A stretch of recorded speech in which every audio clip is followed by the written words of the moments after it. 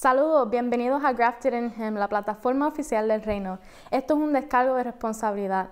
Aceptamos todos sus comentarios, pero si no está de acuerdo con alguna expresión en esta programación, está en todo su derecho. Sin embargo, si vemos algún comentario inadecuado, será eliminado. Así que disfruten de esta semilla. Shalom.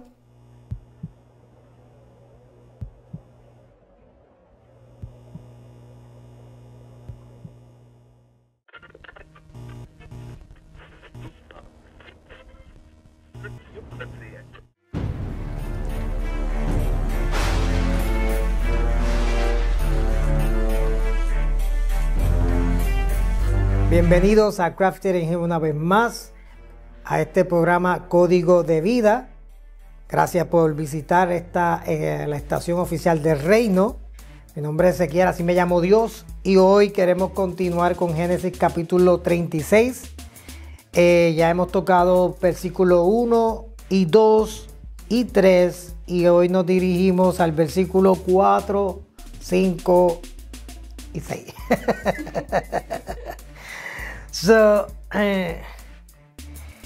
Debemos darle gracias al eterno Dios por darnos la oportunidad de poder estar aquí, y gracias a todos ustedes, ¿verdad?, por darse la oportunidad de poder, ¿verdad?, entrar y ser parte de estos programas que sabemos que va a bendecir sus vidas, así como ha bendecido a la de nosotros.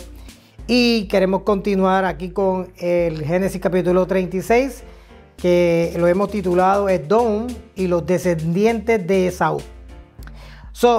Es muy importante porque el relato de Esaú y sus descendientes, detallados aquí en Génesis 36, nos enseñan valiosas lecciones sobre la identidad, prosperidad y el legado de la humanidad en el plan divino.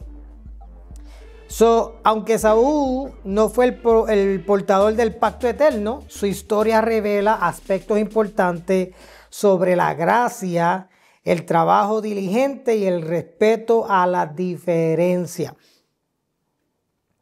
En Génesis capítulo 36, del 4 al 5, vemos los hijos de Esaú y su significado. Y dice así: Ada dio a luz un hijo a quien llamaron Elifaz. Basemat dio a luz un hijo llamado Reuel. A Olibama dio a luz varones, Jeús, Jalam y Coré. Todos esos hijos le nacieron a Esaú en la tierra de Canaán. Es importante porque todos estos hijos fueron nacidos en Canaán y luego salen de Canaán a Seir. Elifaz significa Dios fuerte, y de Elifaz nacieron lo que conocemos como los amalecitas, que eran enemigos de Israel. Eran archis enemigos de Israel. El pueblo de Israel luchó contra Amalek, descendiente de Esaú, en Éxodo 17, del 8 al 16. Ahí fue que empezó la confrontación entre ellos. También vemos en Deuteronomio 25, 19, que el Rey Eterno ordena a Israel que borre el recuerdo de Amalek de la tierra una vez que estén establecidos en su tierra prometida. También en 1 Samuel 15, el rey Saúl recibe la instrucción de eliminar a Amalek completamente, pero desobedece al perdonar al rey Agag, que era descendiente de Amalek, lo que lleva a su rechazo como rey por parte del Rey Eterno. Y también vemos los descendientes de Amalek en el Festival de Purim, una fiesta judía, de la tradición judía. Amalek reaparece en la figura de Hamán. Por eso es que los judíos tienen cuando celebran la fiesta de Purim, cada vez que se menciona el nombre de Amalek o Hamán, todo el mundo hace ¡bú! Pero eso es una festividad tradicional judía. No es bíblica. O sea, aunque se relata en la Biblia porque está la historia de Esther, pero no fue una fiesta instituida por el Eterno. Fue una fiesta que, ¿verdad?, los judíos, pues, a través de su historia, establecieron, ¿verdad?, en sus tradiciones y su cultura. Que la quiera celebrar, ¿verdad?, cada cual es es libre de sus decisiones, pero realmente tenemos que ser claros que esta fiesta no es una fiesta de Dios. De Dios en el sentido de que no fue el eterno Dios que quiso que esto se hiciera. Esto salió ya de los mismos judíos. Acuérdate de la victoria que tuvieron allí en la historia de Esther, de todo aquel que lo ha leído. Pero es una fiesta judía tradicional y cultural de ellos. Durante Purim se lee sobre la derrota de Amán, celebrando la victoria sobre el espíritu de Amalek. Por eso es que cuando tú estudias un poquito acerca de la fiesta de ellos, cada vez que mencionan a Amalek o Amán, todo el mundo hace el otro hijo es Reuel, y su significado es amigo de los dioses. Y aquí está reflejando la conexión de Esaú con lo divino, aunque fuera desde otra perspectiva. Es importante porque ya Esaú está sumergido dentro de la tradición cananea y idólatra que había en esos tiempos. Y Esaú se aparta del pacto de Dios porque primero no estaba incluido en él y segundo no le tocaba. Y los otros hijos, Jehú significa ayuda, Jalam, el que es escondido, y Coré, lámpara. Los nombres de estos descendientes nos recuerdan que aún aquellos fuera de la línea directa del pacto son usados por el Rey Eterno para su propósito. Toda esta gente, vemos el relato de su historia y a veces también los enfrentamientos que tuvieron con Israel, pero todo eso tuvo un propósito en el plan eterno. Proverbios 16:4 dice: todas las cosas ha hecho el Rey del universo para sí mismo. Y dice, y aún al impío. ¿A quién Dios hizo?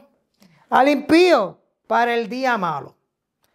Aquí podemos ver que tanto el impío fue creado por el eterno Dios para el día malo. También los malos, los injustos, son parte del plan de Dios y hay algo en particular que les toca hacer aquí en la tierra. Luego en el capítulo 36, versículo 6, lo que vamos a ver es la separación territorial y el legado de Esaú. Y dice ahí en el versículo 6, dice, y Esaú tomó sus mujeres y sus hijos y sus hijas. Es importante porque tuvo hijas también. No menciona sus nombres, pero tuvo hijas. Dice, y todas las personas de su casa, sus ganados. Si tenía todas las personas de su casa, eran siervos, gente que trabajaban para él o eran esclavos de él. Aquí estamos viendo que Esaú tenía lo suyo. Era un hombre próspero financieramente. Dice, y sus ganados, tenía muchos. Y todas sus bestias. Y todo cuanto había adquirido en la tierra de Canaán. Esaú se hizo muy rico en la tierra de Canaán. Y dice, y se fue a otra tierra, separándose de Jacob su hermano, porque los bienes de ellos eran muchos. Era gente muy pudiente, era gente tenía muchas riquezas en ganado, tenían muchos siervos, muchos esclavos también. Acuérdense, esta gente eran reyes. Es importante entender que estos dos niños vinieron de una genealogía de Adán. Cuando tú vas a Adán, ves el capítulo 5 de Génesis, ahí vemos los predicadores de justicias. Eran hombres que fueron escogidos por Dios para predicar en su tiempo. Están todos en el capítulo 6, el capítulo 5, capítulo 6. Vemos a Noé, aunque Noé ya nace en el capítulo 5, pero vemos la historia de Noé. Y Noé tiene 3 hijos. Uno de ellos es Shem, el otro es Jafet y el otro es Canaán. Cana. Y de esos 3 hijos, Shem está en la línea de los predicadores de justicia. Y luego de Shem, si sigues la línea, está Eber, que Eber es de donde se cree que salió en lo que hoy conocemos como el nombre hebreo, los hebreos. Por eso es que cuando Abraham cruza, le dicen, ahí viene el hebreo, porque dentro de sus familiares había un hombre que se llama Eber, que de ahí salieron los hebreos. Y luego, si sigue la línea genealógica de ellos, vas a ver a Taré, que era el papá de Abraham. Luego vemos a Abraham, Isaac, y vemos que de Isaac sale Jacob y sale Esaú. Esa genealogía eran predicadores de justicia, pero eran reyes, eran gente de linaje, no eran pobrecitos como la gente a veces los pones en las películas. Viene de un linaje de reyes y sacerdotes. Shem, cuando estudiamos el libro de Jared, vemos que Shem es Melquisedec. Hay mucha, ¿verdad?, controversia, hay unos que piensan que sí, otros dicen que no, ¿verdad? Pero, sí, ¿verdad?, para todo aquel que cree en realmente en que en el libro es parte de, ¿verdad?, de toda esta historia, pues Shem es Melquisedec, y vemos que Shem o Melquisedec le transfiere su legado, se lo transfiere a Abraham, cuando Abraham derrota a los reyes de Sodoma y Gomorra, cuando están a la pelea allí. Y luego Melquisedec sale y se encuentra con Abraham, y Abraham dice que le dio pan y le dio vino, hizo pacto, hizo un pacto con Abraham, hizo pacto, y que hizo Abraham, le dio los diezmos de todo. Ahí vemos que Abraham fue el descendiente de esa jerarquía, y es el que toma ese lugar, y luego le pasa eso a Isaac, y de Isaac entonces viene Jacob y Esaú sale. Y de ahí pues, entonces vemos las 12 tribus de Israel, y usted ya sabe la historia.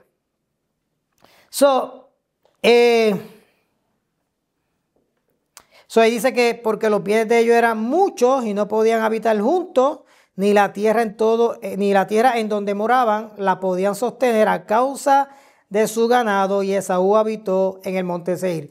Aquí vemos algo que se repite en la historia, porque más atrás en la historia, cuando vemos a Abraham y Lot, pasó lo mismo. Ellos crecieron tantos en ganado, los pastores de Abraham con los de Lot tuvieron pleitos, y Abraham y Lot decidieron, mira, mejor vamos a separarnos, y Abraham le dijo, escoge tú la tierra que tú quieras y muévete, y así vamos a buscar la paz. Esta es la segunda vez que pasa un asunto como este dentro de la familia. Acuérdate que Lot era sobrino de Abraham, y aquí son 2 hermanos, y para colmo, gemelos. Esaú y Jacob, debido a su riqueza, se distanciaron geográficamente. Aquí hay un punto que tenemos que tocar, y es que a veces la paz requiere espacio.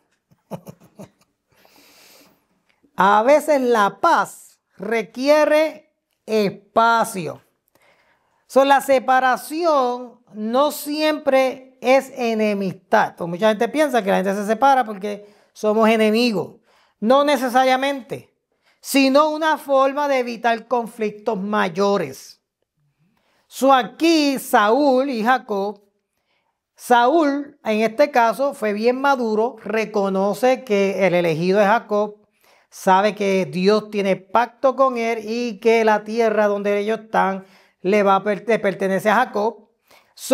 Esaú, como un hombre maduro y que ama también a su hermano, decide entonces moverse a Seir. Él había conquistado esa tierra, aparte de que había hecho uniones con ciertas naciones, porque en aquellos entonces lo hacían de esa manera, para también tener ciertos privilegios y poder y autoridad en las tierras que estaban. Pero vemos que Saúl, aquí un hombre ya maduro, decide entonces salir. Pero él no sale porque hay conflictos o hay pelea o no se llevan o hay guerra. Simplemente el lugar donde estaban no daba para los dos. Había tanto ganado, tanta riqueza y tanta abundancia que acuérdate que los ganados consumen mucho. Y por esto deciden entonces separarse. Eso es muy importante porque la separación no siempre es enemistad, sino una forma de evitar conflictos mayores. Y eso fue exactamente lo que pasó con Abraham y Lot. ellos hicieron lo mismo. Ellos dijeron, no, vamos a separarnos porque sabe que hay ciertos conflictos, no son con nosotros, pero nuestros pastores están teniendo situación. Vamos a buscar la paz y escoge la que tú quieras. Y así estamos en paz. Y a veces eso es de madurez. A veces la separación es buena porque lo que va a traer es paz. A veces si no lo hacemos, a veces entonces lo que vamos a procurar que haya más conflictos y más problemas. Por eso es que en Romanos 12:18 dice, si es posible, en cuanto dependa de vosotros, estar en paz con todos los hombres. Y esto es un principio del reino que todo ciudadano del reino debe tomar en cuenta y aplicar. Y es que en cuanto dependa de cada uno de ellos, buscar siempre la paz. De hecho, también dice la Escritura, busca la paz y síguela. Esaú, también llamado Edom, se estableció en Seir, formando una nación próspera y diga conmigo, poderosa. Ellos eran poderosos. Tanto en ganado, en ganado, pero también en autoridad y también, aparte de que ya Esaú había hecho relaciones con otras naciones que también eran naciones poderosas. Aunque Esaú no recibió la bendición espiritual del pacto, su prosperidad material muestra que las bendiciones pueden manifestarse de diferentes maneras. Un dato bien interesante aquí es que Dios, aunque Esaú no estaba bajo el pacto que Dios había hecho con Jacob, pero lo que Dios le dice a Abraham, que de él iban a salir reyes, que la tierra iba a ser llena, él iba a ser padre de mucha gente, se está cumpliendo con Esaú. Porque Esaú sigue siendo linaje de Abraham. ¿Ok? Aquí vemos que por la palabra y la promesa que Dios le da a Abraham, aún los impíos se benefician. Es importante. Porque aunque Dios no escogió, de hecho, cuando vamos a Romanos dice que aborreció a Esaú y amó a Jacob. Pero aún así, Dios, ¿verdad? Como honra su palabra, prospera el camino de Esaú salvajemente. Reyes salieron de él.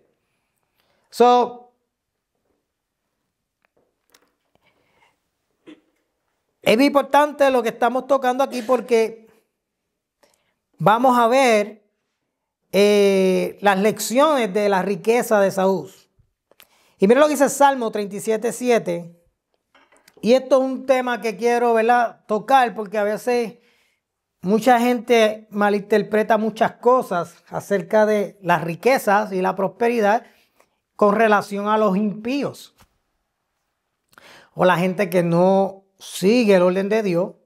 Y la gente se pregunta mucho por qué, ¿verdad?, el malo prospera en su camino. Y cuando hablamos de prosperidad, lo basan siempre en lo económico. ¿Ok? Pero mira ese Salmo 37:7. Y esto es lo que el rey le dice a su gente. Dice, no te alteres con motivo del que prospera en su camino. ¿Qué le dice? No te alteres. Gente que se altera. ¿Por qué aquel cree? ¿Por qué él prospera? ¿Por qué aquel que es malo siempre tiene chavo? ¿Por qué aquellos que siempre tienen éxito? ¿Por qué aquellos siempre todo le va bien? Y aquí el Salmo dice, oye, no te alteres con motivo de que prospere su camino por el hombre que hace maldad. Y sabe la gente así poniendo su mirada en la gente que tiene dinero y que son malas. Ay, pero ¿y por qué se prospera? ¿Y por qué Dios lo bendice? ¿Y por qué Dios permite eso? Y aquí dice, oye, no te alteres. Y es importante porque Esaú prosperó materialmente a pesar de no ser elegido del pacto. Las riquezas materiales no siempre indican la aprobación divina. Y es bien importante porque mucha gente piensa que porque tengo dinero y porque estoy echando para adelante, Dios está conmigo. Y aquí tenemos que tener claro que las riquezas materiales no siempre indican aprobación divina. Puedes usar a Dios, puedes usar el diezmo, la riqueza, la siembra, puedes usar todo eso para decir que por eso es que Dios te ha bendecido y que tienes mucho dinero, pero realmente tenemos que ser claros, porque la Biblia es clara cuando tú la estudias con detenimiento, que las riquezas materiales no siempre indican la aprobación divina. No podemos ser como, especialmente los hijos del reino, no podemos ser como Job, que se pasaba mirando la prosperidad financiera del impío. Por eso cuando tú vas a Job, capítulo 21, del 7 al 13, mira cómo veía la vida Job. Y por esto es importante verlo, porque aquí podemos ver muchas de las cosas que vinieron sobre él, y era porque su corazón no estaba recto delante de Dios y él era un hijo de Dios. Pero mira lo que dice.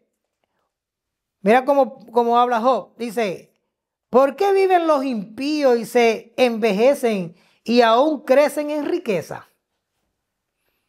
¿Sabe qué? Que esto es una pregunta que se hace mucha gente hoy en día. Especialmente los creyentes, especialmente los ciudadanos del reino. Mira, dice, su descendencia se rebustece a su vista y su renuevo está delante de sus ojos. Sus casas están a salvo del temor, ni vienen azotes de Dios sobre ellos. Él dice, oye, sobre ellos no vienen azotes de Dios. Ellos también, y son malos. Dice, sus toros engendran y no fallan. Paren sus vacas y no malogran sus crías. Salen sus pequeñuelos como manada. Dice, y sus hijos andan saltando. Están por ahí contentos. Al son de tamborín y de cítara saltan. Y se regocijan al son de la flauta. Pasan sus días en prosperidad y en paz descienden al Seol. En otras palabras, se mueren en paz, ricos y prósperos. A ellos nunca les pasa nada. Job veía su condición presente, porque hay que leer el libro de Job para que vea por qué él está pensando esto. Pero Job veía su condición presente y se comparaba con el impío. Oiga bien, justificando su desgracia e insinuando. Acuérdate, lo importante, pues el corazón es engañoso. Insinuando que el Rey Eterno no era justo. Eso es lo que estaba diciendo él. Lo que Job está diciendo aquí, que Dios no es justo. Lo que Job estaba pasando, lo que estaba mostrando, era el corazón de Job. Y vemos que el corazón de Job no era tan recto como él mismo pensaba. Por eso es que al final él dice, de a oídas, te había oído. Dice, ahora mis ojos te ven. En otras palabras, él nunca había visto realmente cómo es Dios. ¿Ok? Jacob veía su condición presente y se comparaba con el impío, justificando su desgracia e insinuando que el Rey Eterno no era justo. Ahora, Jeremías 12:1 dice, justo eres tú, oh Rey Eterno, para que yo dispute contigo. Sin embargo, alegaré mi causa ante ti. Y le pregunta, ¿por qué es prosperado el camino de los impíos y tienen bien todos los que se portan deslealmente? Esto es una pregunta que todo el mundo se hace. Y tenemos que entender que todo aquel que opere en unos principios de riqueza y hacer negocio lo va a echar para adelante. Hay leyes, acuérdense que todo Estado funciona por leyes. Si tú conoces las leyes de hacer dinero y las pones en práctica, va a venir dinero. Por eso es que hay gente que no sabe cómo hacer dinero, lee libros aquí, lee allá, se prepara, conoce, busca conocimiento, empieza a aplicar y eventualmente va a hacer dinero. Tenemos que tener cuidado, ¿verdad? Porque nosotros tenemos que aprovechar y conocer cómo funcionan en las áreas financieras y eventualmente si tú las aplicas va a traer dinero, ¿verdad? Que si eso es lo que estás buscando, riqueza. Las riquezas, el punto aquí es que las riquezas no garantizan propósito ni satisfacción. Solo la justicia delante del Eterno tiene valor eterno. Proverbios 11:4 dice, no aprovecharán las riquezas en el día de la ira, mas la justicia librará de muerte. ¿Qué te librará? La justicia. Lucas, Yeshua decía en Lucas 12:15, dice, y les dijo, mirad, y guardaos de toda avaricia. ¿Qué estaba haciendo Jacob? Jacob estaba cayendo en la codicia.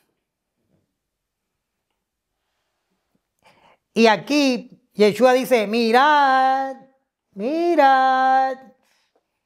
Oye, mira, dice, y guardaos de toda avaricia. Dice, porque la vida del hombre no consiste ¿en qué? En la abundancia de los bienes que posee. ¿Cuál es el propósito de las riquezas en el reino de los cielos? ¿Cuál es? Las riquezas en el reino de los cielos no son solo para acumular, sino para glorificar el nombre del Rey. Proverbios 10:22 dice, la bendición del Rey eterno es la que enriquece, oigan bien, no añade tristeza con ella. Bienaventurado el hombre que teme al Rey eterno y en sus mandamientos se deleita en gran manera. Dice, su descendencia será poderosa en la tierra. La generación de los rectos será bendita. Bienes y riqueza hay en su casa y su justicia permanece para siempre. Dice el Salmo 112 del 1 al 3. Las riquezas deben ser un medio para el bien, no un fin en sí mismo. En 1 de Timoteo 6, del 9 al 10, dice, porque los que quieren enriquecerse caen en tentación y en lazos y en oiga bien, aquí que tenemos que cuidarnos, en muchas codicias necias y dañosas que hunden a los hombres en destrucción y perdición. Porque raíz de todos los males es el amor al dinero, el cual codiciando algunos se extraviaron de la fe y fueron traspasados de muchos dolores. O sea, es importante porque el amor al dinero es el problema aquí. Yeshua enseñó que el apego a la riqueza puede ser un obstáculo para el reino de los cielos. Por eso es que él dice, busca primeramente el reino de Dios, justicia, y dice, todas las cosas serán añadidas. En otras palabras, pon tu mirada en el reino y en lo que es justo en el reino. La verdadera prosperidad está en buscar primeramente el reino de Dios y su justicia.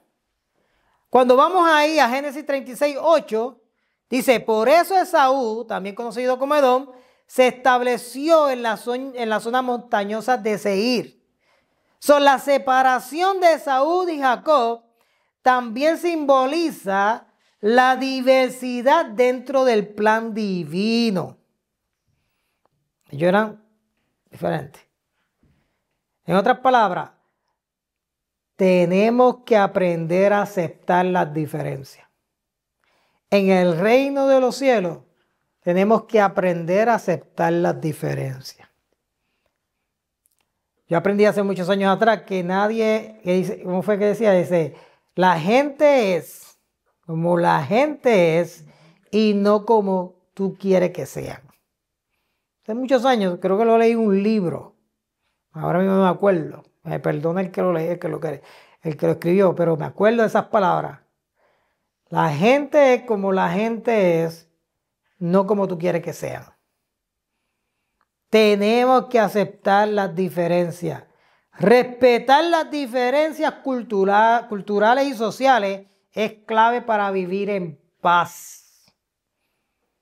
Por eso es que muchos religiosos, cuando ven al impío o ven al ateo o aquel que nunca va a venir a Dios, quieren que, como no quieren que, no pueden relacionarse con ellos porque no han aprendido a qué, a aceptar las diferencias. Y eso era una virtud que tenía Yeshua. Yeshua tenía una virtud de que podía que mezclarse con todo el mundo, aceptar sus diversidades y aún en sus diversidades poder predicar el reino de Dios y así traer gente también para el reino.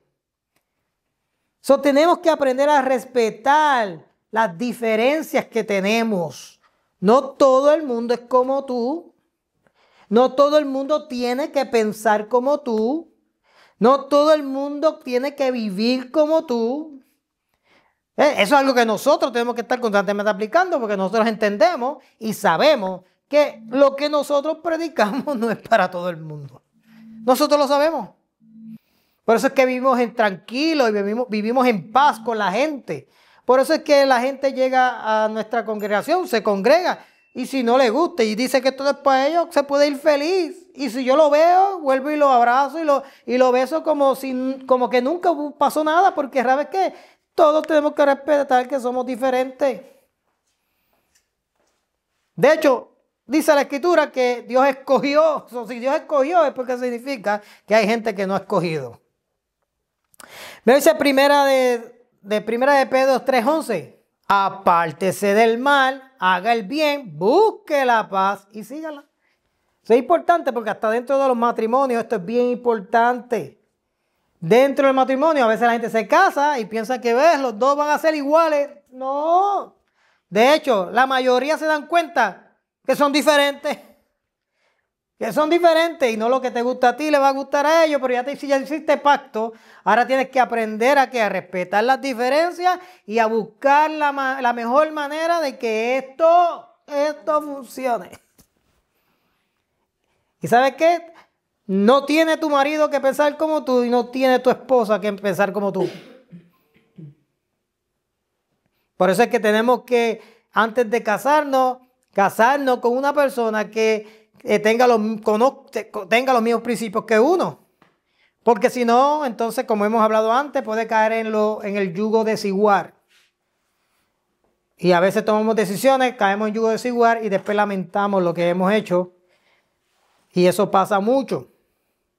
Al igual que Jacob y Esaú aprendieron a coexistir, debemos esforzarnos por practicar la empatía y buscar soluciones pacíficas. A veces la gente piensa que con jabascá y con enojo y con mala cara van a arreglar las cosas. Y a veces lo que hace es que la empeoran. No, a veces es mejor buscar la paz. No estamos pensando iguales, pero a la mala no lo vamos a hacer. Mira, dice Efesios 4, del 2 al 3. Dice, con toda humildad y mansedumbre, dice, soportados con paciencia los unos a los otros en amor, solícitos en guardar la unidad del Espíritu en el vínculo de la paz. Las diferencias no siempre implican enemistad. Como ciudadanos del reino debemos aprender a aceptar a los demás y trabajar en armonía, aún con aquellos que tienen perspectivas diferentes. La historia de Esaú y los edomitas nos enseñan que la prosperidad no define el favor del Rey eterno. No lo define. Lo que realmente importa es nuestra justicia delante del Eterno. Número 2, la paz puede requerir separación. No necesariamente porque nos estamos separando vamos a vivir como enemigos. Hay veces que la separación es importante para no caer en conflictos, para no caer en conflictos mayores. Por eso es mejor buscar la paz y estar tranquilo. Respetar las diferencias nos ayuda a evitar conflictos innecesarios. Número 3, el propósito eterno es clave. Más allá de las riquezas materiales, lo esencial es buscar el reino de los cielos, que es la prioridad de todo ciudadano del reino. Buscar primeramente el reino de Dios y su justicia. Tenemos que reflexionar sobre dónde está puesta nuestra confianza. ¿En nuestras posesiones o en nuestra relación con el Eterno? Job estaba ¿qué? ¿Pendiente a qué? ¿Dónde estaba la confianza de Job? No estaba en Dios. Estaba mirando, Dios, ¿por qué acá está echando guayate? ¿Por qué acá esto? ¿Por qué esto? En vez de enfocarse en lo que Dios lo llamó a hacer. Vivamos con propósito, respetando las diferencias y enfocándonos en lo que realmente importa. ¿Qué es lo que realmente importa? Importa la justicia, el amor y la obediencia al Rey Eterno. Eso es lo que verdaderamente importa. La historia de Saúl y los edomitas es un recordatorio poderoso que, aunque las decisiones humanas a menudo nos lleven a caminos diferentes, el plan del Eterno trasciende todas las cosas. A través de la vida de Saúl vemos que la prosperidad material es pasajera, pero el propósito eterno es lo que realmente define nuestro lugar en su reino. Y hoy somos llamados a buscar la paz y la unidad, aún en medio de las diferencias. Nos toca a nosotros ser los más duros o ser los más grandes. Yeshua decía que el más grande en el reino de los cielos es aquel que sirve. Vivir con justicia, colocando al Eterno como prioridad. Eso debe ser lo primero. Usar lo que poseemos para su gloria y no como un fin en sí mismo. Siempre que el fin es buscar dinero, se convertirá en tu Dios y el fin te va a traer problemas y conflictos. No hay paz. Que este relato nos inspire a reflexionar sobre nuestra vida y alinear nuestro camino con el propósito divino. Sigamos adelante con confianza de que como ciudadanos de su reino, nuestras acciones y decisiones tendrán un impacto, ya conmigo, eterno. Amén. De pie. Y yo quiero orar. Vean a todos ustedes que cierren sus ojos, quiero orar. Quiero dirigirme al Padre. Padre eterno, te damos gracias por las lecciones que nos enseña a través de tu escritura. Gracias porque nos ayuda a vivir con humildad, justicia y propósito, confiando en ti más que en las riquezas o las circunstancias. Enséñanos a respetar las diferencias, buscar la paz y caminar en obediencia. Y vivir en obediencia, Señor, a tu voluntad, para que nuestra vida te glorifique. Te lo pedimos, Padre, y te damos gracias por los méritos de nuestro Rey justo, Yeshua HaMashiach. Amén, amén, amén, amén. Shalom.